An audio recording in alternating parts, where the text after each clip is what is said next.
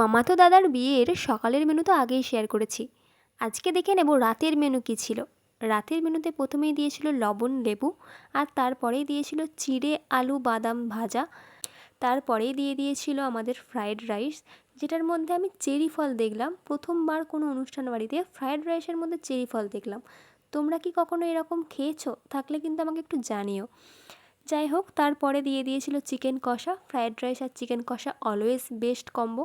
তারপরেই ছিল সাদা ভাত আর ভেজ ডাল, যেটা আমি একেবারেই স্কিপ করে দিয়েছি। তো তারপর দিয়ে দিয়েছিল চিংড়ি পোস্ত, যেটা আমি নিতে চাইনি, আমাকে হুট করেই দিয়ে দিল। যাই হোক, খেলাম, খেতে ভালোই ছিল। আর তারপরেই চলে এলো নরম তুলতুলে মাটন। মাটন খেতে ভালোবাসে না এরকম বাঙালি বোধহয় খুব কমই আছে। যাই হোক, মাটন আর রাইস তো আমি জমিয়ে খেলাম।